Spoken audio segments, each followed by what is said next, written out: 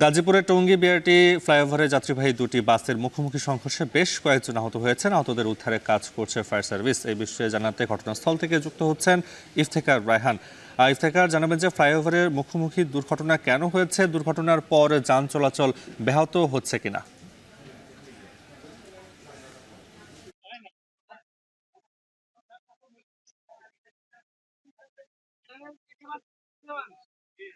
নাফি, ঠিক বেলা 1টা 10 মিনিটের দিকে গাজীপুরের টঙ্গীর যে বিআরটি ফ্লাইওভারটি রয়েছে, এই ফ্লাইওভারের চেরাগালি অংশে যেখানে একটি মাত্র লেন, অর্থাৎ এই জায়গাটিতে এসে ফ্লাইওভারটি একটি লেনে সংকুচিত হয়ে পড়েছে এবং এই জায়গাটিতে ঢাকা থেকে ছেড়ে আসা একটি ময়মনসিংহ অঞ্চলের দিকে যাচ্ছে একটি যাত্রীবাহী বাস এবং অপর দিকে ময়মনসিংহ অঞ্চল থেকে অর্থাৎ শেরপুর থেকে একটি বাস সেটি ঢাকার দিকে প্রবেশ করছিল এবং দুটি বাস কিন্তু মুখোমুখি সংঘর্ষ হয় এবং এই মুখোমুখি সংঘর্ষে এখন পর্যন্ত আমরা আইন শৃঙ্খলা বাহিনীর পক্ষ থেকে জানতে পেরেছি অন্তত 30 থেকে 35 জন আহত হয়েছেন এবং তাৎক্ষণিকভাবে আহতরা কিন্তু আশপাশের যারা স্থানীয়রা রয়েছেন তারা কিন্তু তাদেরকে উদ্ধার করেছেন। পরবর্তীতে এখানে ফায়ার সার্ভিসের কর্মীরা এসে কিছুক্ষণ আগে দুটি বাসের যারা যেই চালক রয়েছেন চালকরা কিন্তু একেবারে কিন্তু মানে এমন অবস্থায় ছিল যে তাদেরকে বের করা যাচ্ছিল না, যে কারণে তাদেরকে এখানে ফায়ার সার্ভিসের কর্মীরা কৌশলে তাদেরকে বের করে আনেন এবং তাদেরকে তার স্থানীয় যে হাসপাতালে সেখানে নিয়ে যাওয়া হয়েছে। তবে এখন পর্যন্ত এই ঘটনায়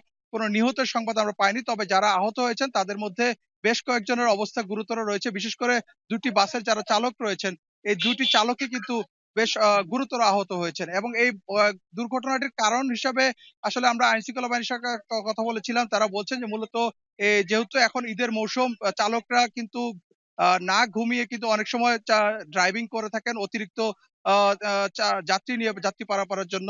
সেক্ষেত্রে এরকম দুর্ঘটনা ঘটতে পারে এবং পাশাপাশি এই দুটি বাস মুখোমুখি সংঘর্ষ হওয়ার কারণে যারা আহত হয়েছেন তাদের প্রত্যেকেই কিন্তু আহত হয়েছেন কম বেশি।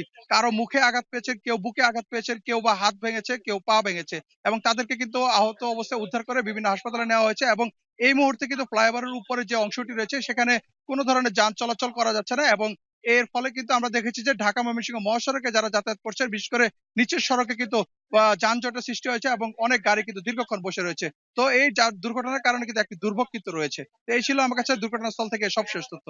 নাফি। গাজীপুরের টঙ্গী বিআরটি ফ্লাইওভারের মুখোমুখি দুটি বাসের সংঘর্ষের খবর জানাতে যুক্ত ছিলেন ইফতেখার রায়হান।